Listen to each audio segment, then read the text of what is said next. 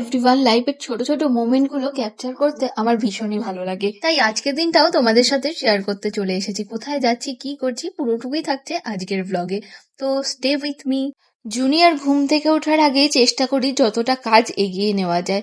প্রথমে ঘুম থেকে উঠে আমি সাবুর পায়েস আর ওর জন্য বসিয়ে দিয়েছি সিদ্ধ ভাত, আর এর মাঝেই বানিয়ে নিয়েছিলাম চা। অন্যান্য দিন ঘুম থেকে উঠেই প্রথমে যাই কাঁথা ধুতে, তো আজকের ওয়েদারটা একটু বৃষ্টি বৃষ্টি বলে দেরি করে কাঁথা দেবো।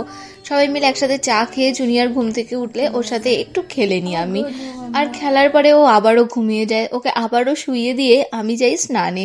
কারণ ও ঘুমোতে ঘুমোতে, ওই যে বললাম, যতটা কাজ এগিয়ে নেওয়া যায়। এখন স্কিন কেয়ার করার সেরকম সময় হয় না বললেই চলে। স্নান সেরে এসে বেশিরভাগ দিনই দেখি জুনিয়র ঘুম থেকে উঠে গেছে কাজে, তো কোনো মতে একটু মাথা আঁচড়ে সিঁদুর পরেই ওকে স্নান করানো, খাওয়ানো, এগুলো কমপ্লিট করি। আজও সেরকমই স্নান সেরে আসার পরেই এইটুকু কাজ করতে না করতেই জুনিয়র ওদিকে ঘুম থেকে উঠে গিয়েছিল।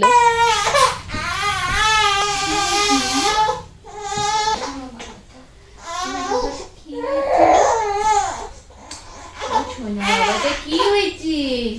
এই যে বাবা, আজ তুলনামূলক জুনিয়র একটু তাড়াতাড়ি উঠেছে, আর দেখলাম ওর চোখে তখনও ঘুম আছে, তাই আবারও আরেকটু ঘুম পাড়ানোর চেষ্টা করছিলাম।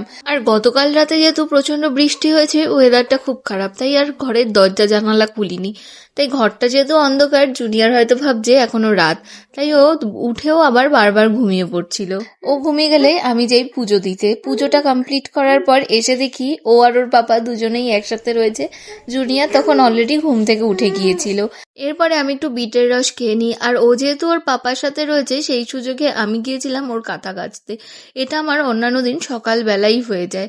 রোদের অপেক্ষা করাতে আজ আমার কাজগুলো করতে একটু লেটই হয়ে গিয়েছিল। এরপরে আমি ব্রেকফাস্টে খেয়েছিলাম সেই সেদ্ধ ভাত আর সয়াবিন। তারপরে জুনিয়রকে ওষুধ খাইয়ে ওকে স্নানের জন্য রেডি করি। এখানে আমি প্রতিদিন জুনিয়রকে শুইয়ে তেল মাখাই, আর সামনে জানালা খুলে দিলেই ছাদের পুরো রোদটা ঘরে আসে, জুনিয়র তেল মেখে রোদও পেয়ে যায়। আজ জানালাও খুলিনি, আর ওকে স্নানও করাবো না, আজ একটু মাথা ধুইয়ে গা মুছিয়ে দেবো। এরপরে আমি সকালে যে সাবুর পায়েস বানিয়েছিলাম, দুটো ড্রাই খেজুর দিয়ে ওটা খেয়ে নিই। আর লাঞ্চে ছিল ভেজ ডাল, সয়াবিন আর বেগুনের ভর্তা। সন্ধে হলে আমরা চলে যাই জুনিয়রকে নিয়ে মান্থলি ডক্টর চেক আপে। আর ওর পায়ের তলায় একটা ছোট্ট জল ফুসকুড়ি মতো হয়েছিল, যেটা দেখে আমরা একটু ভয়ও পেয়ে গিয়েছিলাম। তো ডক্টর বললেন ওটা নাকি মশা কামড়েছে। হ্যাঁ নাও, বলছে ঢিকির মধ্যে ঢুকিয়ে নেবে ওকে। হ্যাঁ নাও। ফেরার সময় ও নিয়ে এসেছিল সিঙ্গারা আর জিলিপি। তারপর আমি একটু লিকার চাও করে নিই, আর এই মুভি দেখতে দেখতে এটা খেয়ে নিই। আর ও তখন বেরিয়েও যায়।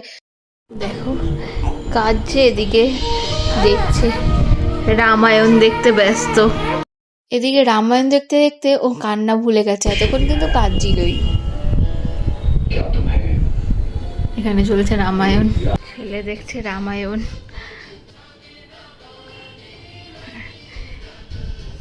দেখো বাবা ভালো।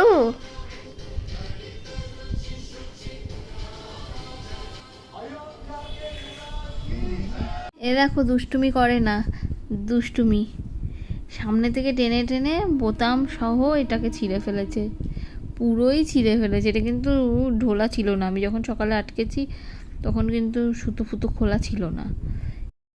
দেখো দুষ্টুমির লেভেলটা দেখো। কি